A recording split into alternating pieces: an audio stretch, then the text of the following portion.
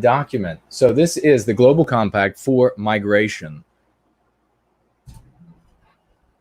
Additionally, the UN repeatedly asserts the importance of Agenda 2030 and the influence that the document has on the Global Compact for Migration. Global Forum on Migration 2007 and 13, New York Declaration for Refugees and Migrants. So be ready for the climate migrants.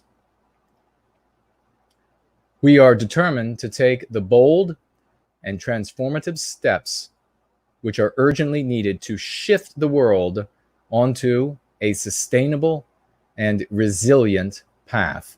So we'll take, that is, talk about a warning that the document starts that way. Refugees and migrants are entitled to the same universal human rights and fundamental freedoms, which must be respected, protected, and fulfilled at all times. So this is we the heads, states of government, and high representatives meeting in Morocco, 2018, reaffirming the New York Declaration for Refugees and Migrants and determined to make an important contribution to enhanced cooperation on international migration in all dimensions. I've adopted this global compact for safe, orderly, and regular migration. So they are entitled to all of the human rights and fundamental freedoms, which, of course, these anti-whites sitting astride the globe get to determine what those are, which means, of course, that the many hundreds and hundreds and hundreds of millions of non-white peoples from around the world, they should have access to your daughters, your electricity, your television. The Global Compact presents a non-legally binding cooperative framework that, quote, builds on the commitments agreed upon by member states in the New York Declaration for Refugees and Migrants, fosters international cooperation among all relevant actors on migration, acknowledging that no state can address migration alone. And okay, let's see. The U.S. is one of the member states that agreed to the terms of the New York Declaration in 2016. So we have an overview here. Objective for safe, orderly, and regular migration. Collect and utilize accurate and disaggregated data as a basis for evidence-based policies. Minimize the adverse drivers and structural factors that compel people to leave their country of origin. Provide accurate and timely, information at all stages of migration. How about this one? Enhance availability and flexibility of pathways for regular migration.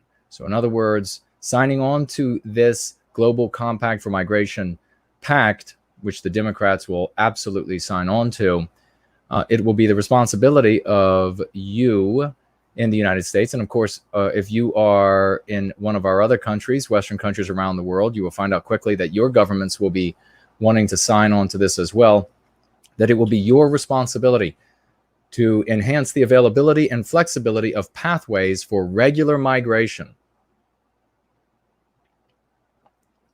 If the anti-whites astride the world decide that it has become the environment has become dangerous for, say, all of the Bolivians or a big chunk of the Saudi Arabians or what have you, then you have to provide them a path into your country. Use migration detention only as a measure of last resort and work toward alternatives. So in other words, detaining anybody when they come to your country won't be permitted. They say here, as a last resort, they'll never reach the point that they say, well, now we're at the last resort. It'll just be, you're going to take them. You're not going to be able to put them, hold them anywhere, find out what kind of disease. Maybe they have COVID-19. Maybe they have COVID-20, the next one that's going to be twice as worse or whatever it is. You're not going to be able to do that because that is going to be a violation of the excuse they'll give is uh, it is a violation of their human rights. But of course, they're going to say the reality is you're not allowed to do that because we're anti-white and we want to inflict harm on you. And we're not going to be able to inflict harm on you as readily if you detain these people and look for diseases, or you detain them. And by the way, ladies and gentlemen, there are no records in these countries. These countries don't keep records. You're not going to be able to, you're not going to vet these people. You're not going to be able to look back and see, oh, well, the meticulous, this is not like they're coming from Germany or something where there's meticulous record keeping. These people are coming from places where there are no records. They're just going to, they're just going to lie, and they're going to be permitted to enter into your country.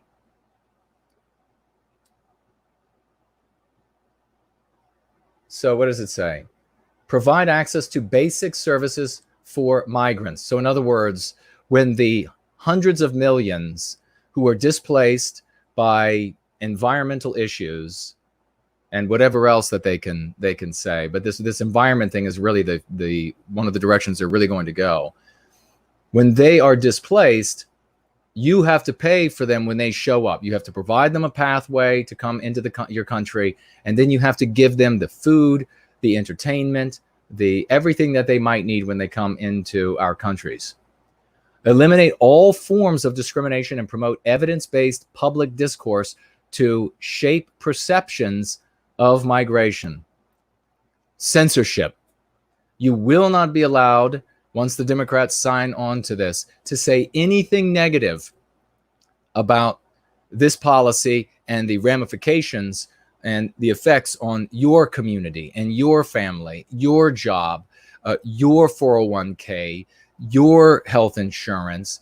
You won't be able to talk about any of that, because if you do, then you will be subject to criminal action. Establish mechanisms for the probability of Social Security entitlements and earned benefits. So we already see here in the United States, for example, and you see this in many Western countries, where non-white people can come into our countries and they can be 70 years old and they immediately are entitled to these Social Security benefits. They didn't work a day in their life. They didn't pay into the system at all. We have many of us have parents who started work at like 12, 13, 14 years of age, been working their whole lives, paying into the system. They're finally able to start getting some of that back out of the system. And you have folks show up, border crossers, wonderful people, NASA pilots and all the rest, I know. And they are immediately able to tap in, these border crossers. Magnificent, isn't it? Of course, none of this is true. This document is online. You can check it out for yourself and pick up the phone, call CNN and ask them for their views. Enhance availability and flexibility of pathways for regular migration. Facilitate regional and cross-regional labor mobility through international and bilateral cooperation arrangements, such as free movement regimes, visas, liberalization or multi-country visas, labor mobility, cooperation frameworks in accordance with national priorities, local market needs, and skills supply. They just, we have this U.S., Canada, Mexico agreement, international agreement that went into effect, that Trump signed, that allows all of these social media empires to censor you into oblivion and not have to give any reason or excuse whatsoever for doing so. As soon as that went into effect, there was a huge sweep across YouTube, Facebook, Twitter, all of these platforms. People deleted, accounts gone. I made a video about it. You can celebrate the wonderful. Well, maybe I shouldn't say. The document was public, though. You all could see the document. The document has now been taken down because they don't want you to see it. But this new U.S., Canada, and Mexico international agreement that was supposed to be the great replacement for NAFTA allows for the free movement of labor across the borders of these countries. And these people can bring their families and they can live on your well, they can use your roads, they can make use of your welfare, but they don't have to pay anything into your country. Now, conceivably, the argument is that, well, an American worker could go and do the same thing in Mexico, but no one will. That's not going to happen. Nobody's going to move to the drug lord hell of Mexico, for example. And there's not going to be a huge migration up to Canada where there is unemployment. So they're just going to come here. You're going to see more people from wonderful people. I'm sure there are going to be some actual good, really good people from Mexico that will come up. But there are going to be a lot more that are astronauts and engineers, and they're going to come up here and they're going to say, I'll work for less. They'll be able to cross the border because they are a economic migrant coming over to get a job. They'll be able to bring the family. They'll use your roads, your schools, everything your taxpayers' dollars are paying for, your power lines, your everything that you've paid for, all the infrastructure you paid for, roads, dams, bridges, all of it. And they won't have to pay a cent to it. That is just went in place. I made a video about it, and I made it a short video, and only what 2,000 people or something ended up watching something that had such sweeping ramification for the totality of all the work that we're doing for in the white positive sphere. It just makes no sense. So we're sharing the reality with you all, which these things that are actually real in the world, where actual changes are made and power is made, but people want to go watch superficialities. It's despicable. So we see here, this is more of the same, more layers on which lawyers and prosecutors and the rest can use this garbage, interpret it whatever way they want to arrive at whatever anti-white conclusion they desire. And it's pretty black and white. They don't have to do a lot of creative interpretation to arrive at these conclusions. So remember again what I was saying earlier. All of this has been achieved because of all of those old methods. So when you think about trad Catholic thought, or trad Christian thought, or trad pagan thought, or political vehicle, or old nationalism, 101, or any of that shit, any of that Bravo Sierra, I apologize. When you think of any of that, just remember that because of all of that, we now have this. We have reached this point because of those things. Do not look at it anymore. And anybody else that is saying, you can point them to me saying this if you don't want to be as coarse as I'm getting about it. And you can say, look at this guy. I mean, maybe you're an idiot if you continue that on that path. Yes? Develop flexible, rights-based, and gender-responsive labor mobility schemes for migrants in accordance with local and national labor market needs and skills supply at all the skill levels, including temporary, seasonal, circular, and fast-track programs in areas of labor shortages by providing flexible, convertible, and non-discriminatory visas. So there you have it. Come and go as you please, as long as you get to rape and pillage.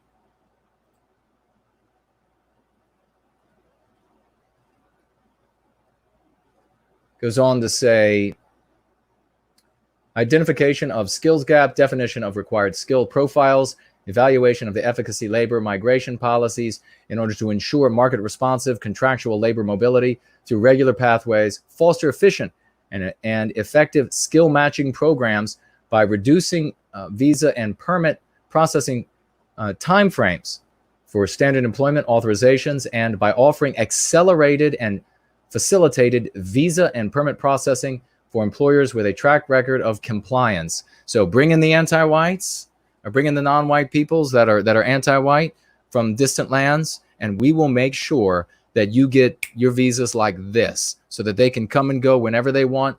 You suddenly have an employer that has a need for employees. Well, no need to turn to that white workforce that you have out there starving right outside the factory. Well, we'll just fly in the non-whites from another country and they'll work for half the rate. We'll make sure at the government level that you will have them on demand.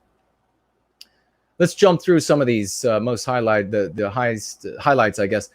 Based on compassionate, let's see, develop or build on existing national and regional practices for administration and stay of appropriate duration based on compassionate, humanitarian, or other considerations for migrants compelled to leave their countries. So in other words, they won't have to leave, because if you don't, and here you have the myths of pretexts the entire time, ladies and gentlemen, and this is, you got to be compassionate. They have to be allowed to stay forever. Also cooperate to identify, develop, and strengthen solutions for migrants compelled to leave their countries of origin due to slow onset natural disasters, the adverse effects of climate change, and environmental degradation, such as desertification, land degradation, drought, and sea level rising, including by devising planned relocation and visa options in case where adaptation in or return to their country is not possible. So there you have more of the climate garbage, slow onset natural disasters. If you stay in the anti-white narrative, how are you going to argue against that? What is the null hypothesis for a slow onset natural disaster? Oh no, see, we have to allow all of Bolivia or whatever country. I'm sure there are great people in Bolivia, but whatever country, you have to let in all of whatever country, because you see, there's a slow onset natural disaster. Who knows exactly when it will become an actual natural disaster, but a slow onset. So they all have to be, we have to fast track them, and they will go right on to your welfare rolls of your country. Facilitate access to procedures for family reunification. You hear that? Oh, yeah. Yeah. They'll be able to bring in the whole family. Chain migration, that is a joke compared to what they're talking about here. It's not like, well, you can bring in the immediates and then they can bring in their immediates. It's you get to let them all in. Just let them all in. Facilitate access to procedure family reunification for migrants at all skill levels through appropriate measures that promote the realization of the right to family life. How do you like that? The right to family life. You don't get one if you're white, though. You don't get a right to family life, but they do, because they're the special ones. You cannot win inside the anti-white narrative. And the best interests of the children, including by reviewing and revising applicable requirements such as on income, language proficiency, length of stay, work authorization, and access to social security and services. Expand available options for academic mobility. In other words, scholarships. It says the words right here. You'll pay for their scholarships. No, they won't be paying for your scholarships. You won't get any, but you'll pay for theirs if you stay within the anti-white narrative. Is there any way to argue out of any of these if you stay in the anti-white narrative? No, there is not.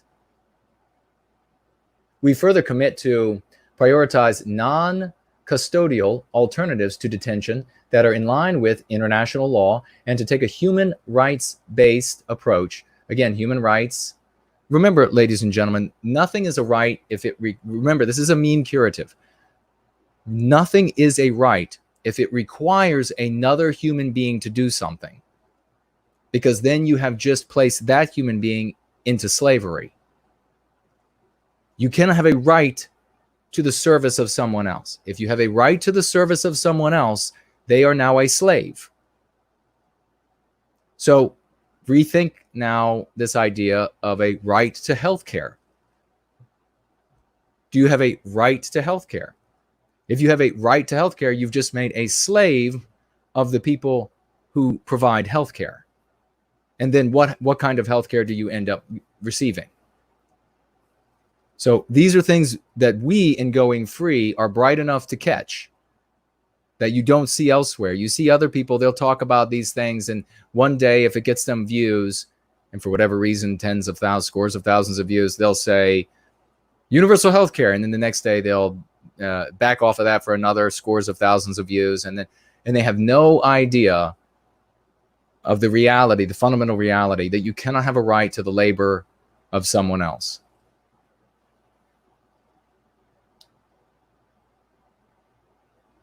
A human rights approach to any detention of migration, using detention, again, here we have as a means of last resort.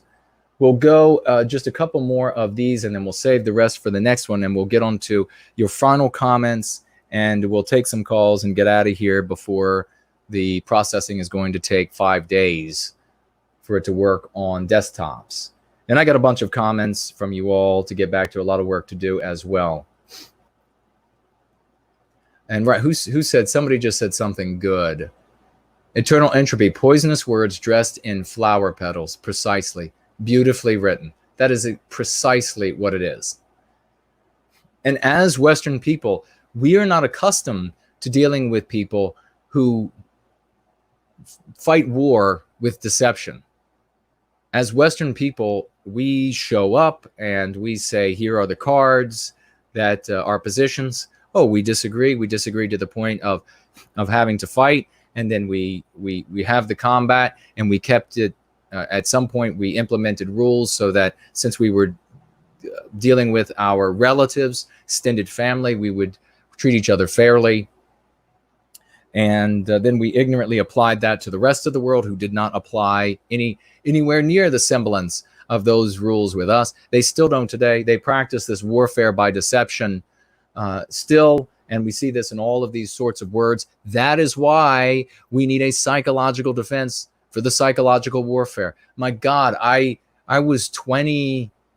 I was in my early 20s, and I was saying this to people. I won't say the names of these people because they were esteemed in the white positive sphere, and they thought, nope, we need to continue down this road, and we've continued down the road, and now here I am at the age that I'm at, with whatever life I have ahead of me, and I am now trying to make amends for the errors that these people ended up making. We're trying to put an end to it. This is why I got so impassioned earlier, because we can't sit around and watch people intentionally misleading our people in directions that are destructive. Now, if you are, and here's something else that's important I want to say to those people who have an idea and they think, well, I want to share this idea. I'm not going to endorse or support or speak to what is clearly working in the white positive sphere like nothing has ever worked before, and that is going free.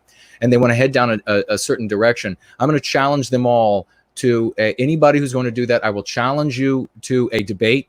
I will mop the floor with your ass. You will have to defend your argument, and I will demand of you to defend that position and to surrender that position when it is no longer reasonable to defend it in front of all of our peers.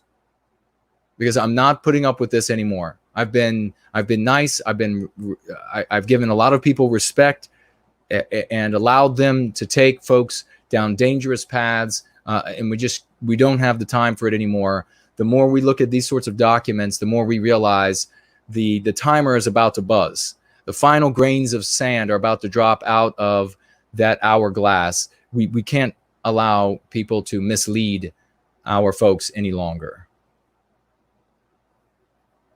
Use existing relevant human rights mechanisms to improve independent monitoring migrant detention, ensuring that it is a measure of last resort that human rights violations do not occur, and that states promote, implement, and expand alternatives to detention, favoring non-custodial measures and community-based care arrangements. Community-based care arrangements, especially in community-based care arrangements. So in other words, no one will go to jail who is a border crosser, no matter what they do, because you have to have a community-based care arrangement, which means you will pay for them to go into some sort of nice housing after they've gang raped or after they've murdered or after. You have to understand they've suffered from whatever land they came from. You know, they have a slow environmental catastrophe is going to happen in 7,000 years where they came from. So you have to understand that when they show up and they gang rape or something like this, that they shouldn't be put into any sort of prison or confinement. They should, and just reflect on over to the Biden plan in how they want to handle these people who have gone to jail, or how their sentences are going to be handed out, or can they even be sent to jail because there's already been a cap achieved by their percentage in the population. This is where we have come to because of stupid people. You're going to see, probably in the next couple years, you're going to see me become very and we should all be absolutely impatient and frustrated with and intolerant of folks going down dangerous paths. But you're certainly going to see me getting increasingly impatient with these sorts of people.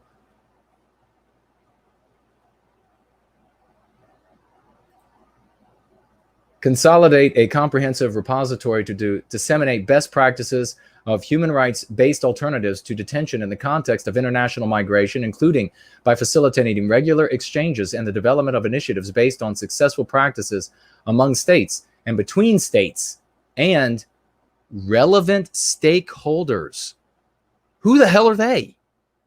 Who the hell is a relevant stakeholder listed in the same sentence as states, as countries, as governments? So in other words, there are private entities, private anti-white entities, as powerful or more powerful, they're saying here, than countries, is what it says right there. Of course, none of that is true. And wherever it seems like I'm saying something that is true, it is taking place in World of Warcraft. So everything here is just for fun.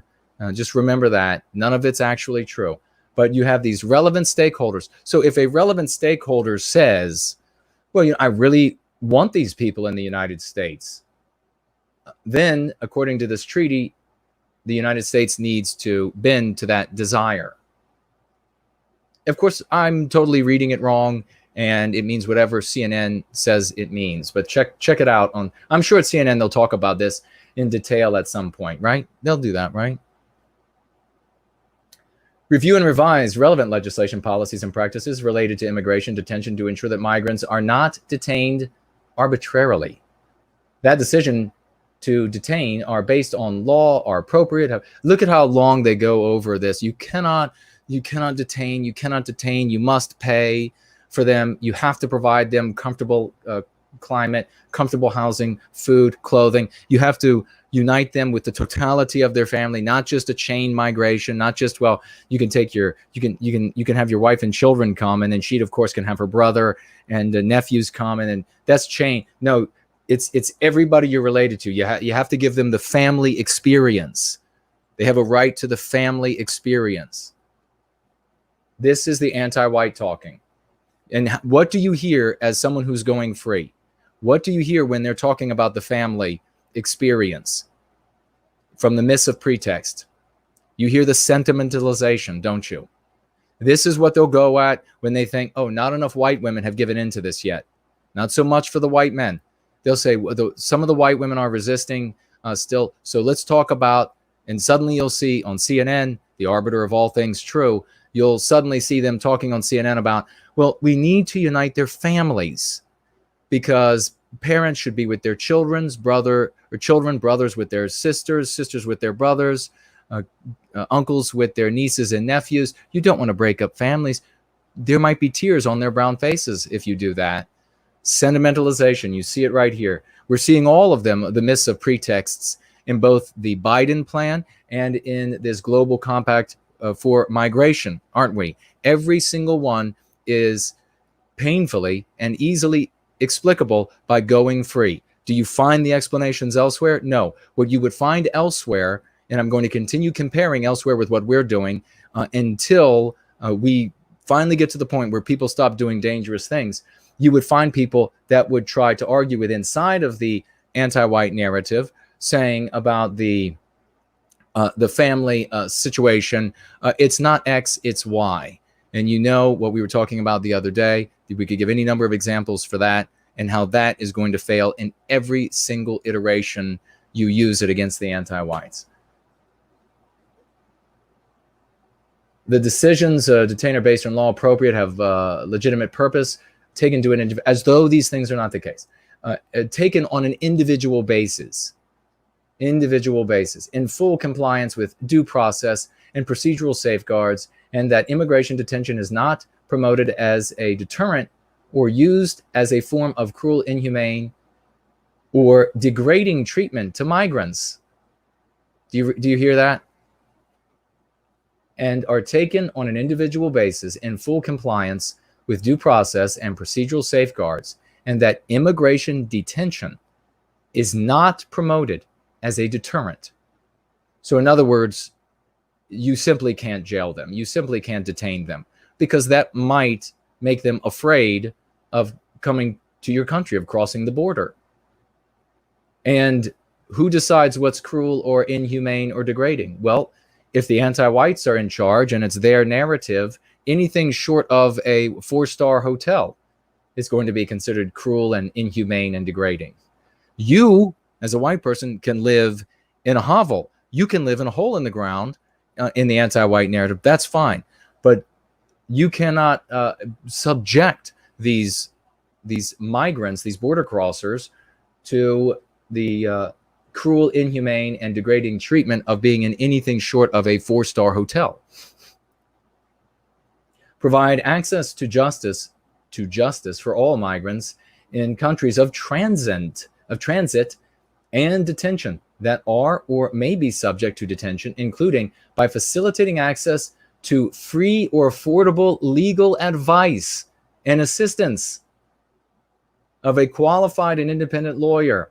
So in other words, if you have all of Guatemala coming because you have a slow rolling environmental disaster that will happen there in 300 years, and they decide that they want to come to the United States, some other relevant stakeholder decides that they need to come to the United States, and they get held up somewhere in some country on the way here. They get held up, let's say Mexico. Well, then you in the United States have to pay for lawyers to make sure that they can get through the legal system in Mexico and into the United States as quick as is humanly possible. This is what Biden and the Democrats are going to be signing as an international agreement, signing into law. Okay, I think we will pause there and we can continue with this. Wait. No, we'll go down to the next segment. We're almost there. Reduce the negative and potentially lasting effects of detention lasting effects of detention. The lasting effects of white noir on you, not an issue for anti-whites. The lasting effects of you having to shoulder the lion's share of taxation to pay for everything as a white man and woman, lasting effect, no big deal. Lasting effects of these people being in the least bit intimidated by potentially being detained when they enter your country in the West. Well, we can't allow that to happen. So you got to reduce the potentially lasting effects of detention on migrants by guaranteeing due process and proportionately that it is for the shortest period of time in the 4-star hotels, safeguards physical and mental integrity of these people, and that as a minimum, access to food, basic health care, legal orientation and assistance information and communication, as well as adequate accommodation is guaranteed. All of it guaranteed. Anything you want, guaranteed. Communication, accommodations, where you get to live. At what is the basic health care? Do you think if they need dialysis, they're going to say, no, you don't get to have it, you just get to die? No, they'll force us to pay for their dialysis. What about AIDS? They'll force us to pay for their AIDS medication. You know that's the kind of thing the anti-whites would do if it comes to this. Ensure that all governmental authorities and private sectors duly charged with administering immigration detention do so in a way consistent with human rights and are trained on non-discrimination. They all have to be trained to be anti-white. Everybody who is going to work in these governmental agencies all have to be trained to be anti-white so that they can apply every rule and order and interpret it, and therefore to apply it in an anti-white fashion. They don't want any of these people to accidentally come to a conclusion that isn't anti-white. That's the objective of this. The prevention of arbitrary arrest and detention in the context of international migration, and are held accountable for violations or abuses of human rights. So there you have it. Exactly like you have in the Biden plan, ladies and gentlemen, exactly like you have in the Biden plan, where if these individuals who hold these positions accidentally discriminate And of course, what does that mean? That they're not anti-white in all cases. So if they want to keep their job and not go to jail themselves, you better damn well let all of these non-white people through. You better damn well not imprison any of them. You better damn well not detain any of them. You better damn well give them whatever they want, because if you don't, according to the international agreement, they can prosecute you for not giving them the most lavish treatment that you can shower upon them. Anything short of that, and your ass can go to jail. That is going to be a self-selecting scenario for the kind of people that are going to work in those jobs. A monster and anti-white monsters are going to end up being police officers and the kind of people working as apparatchiks in these sorts of environments for the anti-whites, because they're going to say, I want that power to harm white people as much as is humanly possible.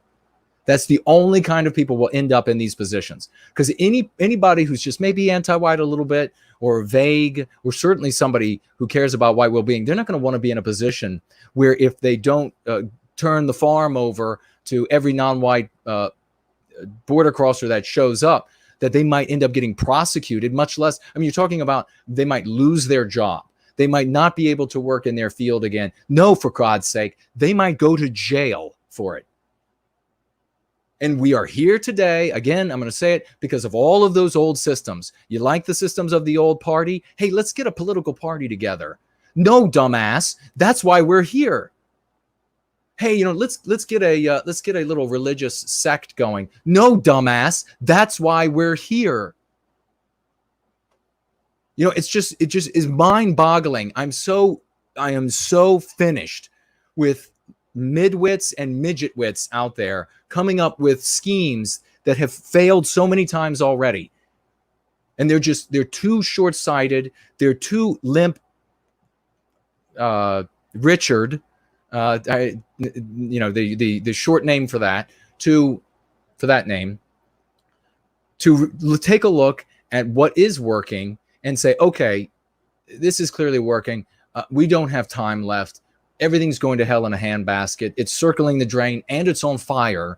So let's go ahead and start making a change in the world, rather than these fanciful, nonsensical, idiotic, antiquated, senescent, and desiccated garbage from the past.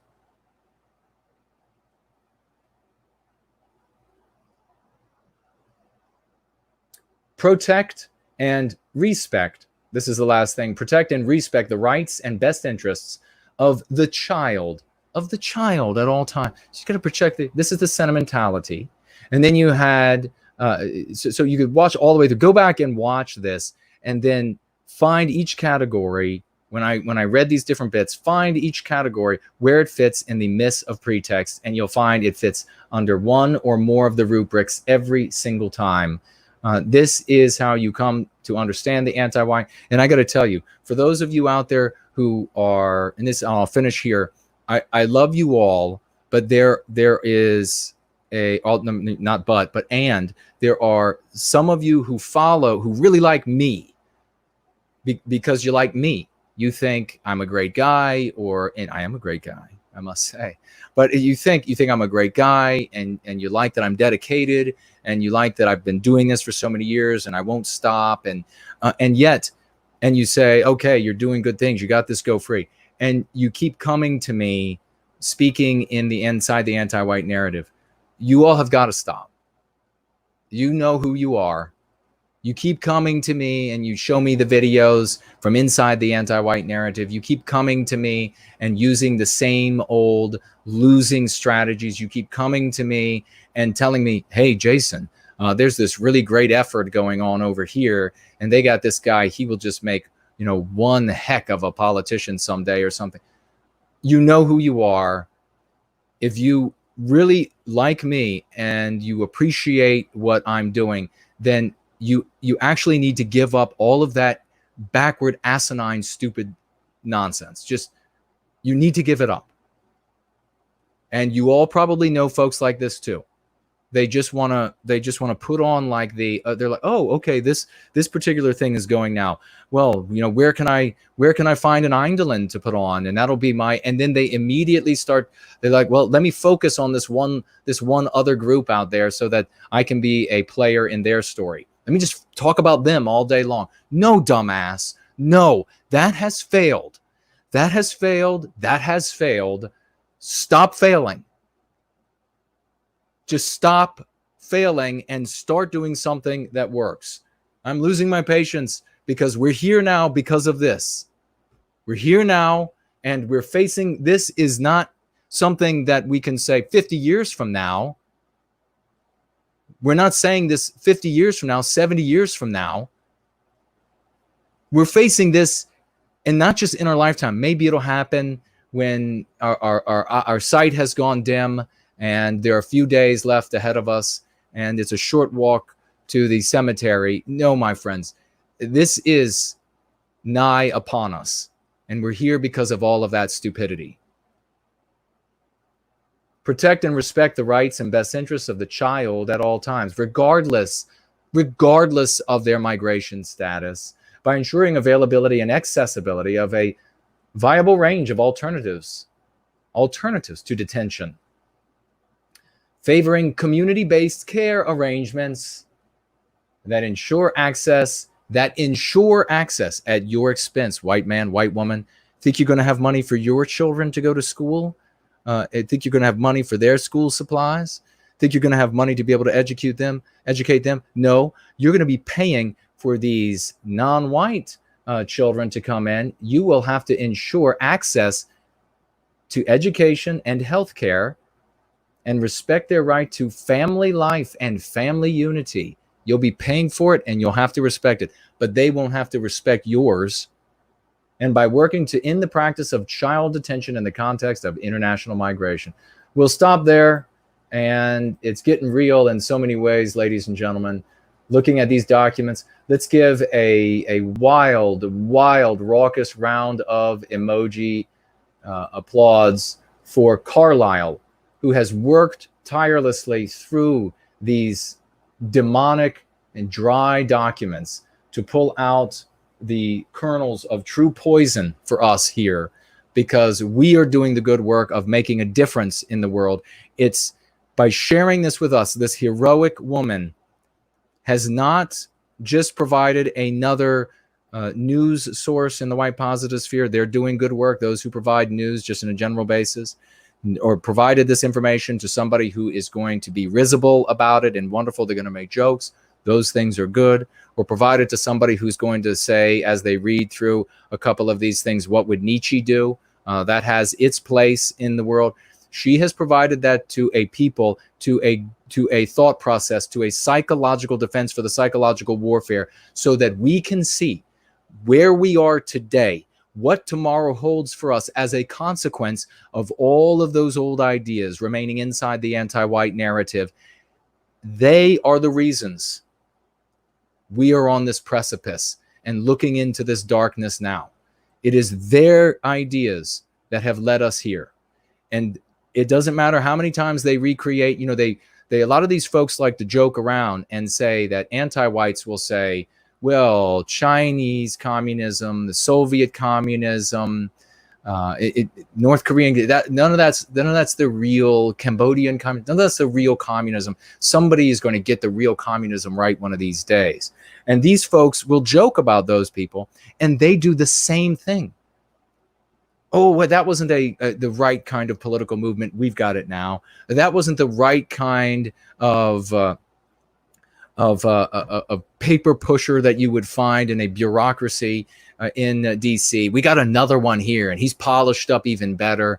There wasn't the right kind of jokes and flippancy at one point. No, we got one better now. We even ribald now for that. So that wasn't right. That wasn't a right. They didn't have the right religious movement back then, but we've got a right one now. No, that is just as backward and stupid as the anti-whites talking about communism. Those vehicles have failed for our people because they've been defeated. not because they weren't put together properly. In fact, all of those vehicles were far more powerful. They had far more money, and they had access to far more healthier white populations than we have access to today. So there is no way that these things, having failed in better times, in halcyon times, are going to be able to succeed today. Now, I don't know. I know many people have a hard time, seeing their rear for a hole in the ground, and maybe that's why I feel at this point it's incumbent upon me to just hammer this home again and again and again until everybody is saying it and we are in one voice, so that all of the midwits out there and midgetwits, they finally say, okay, I'll get out there and start to actually do something. I'll change my life. I'll start using the lexicon. I'll start leafleting. I'll start making a difference in the world rather than all of these other things.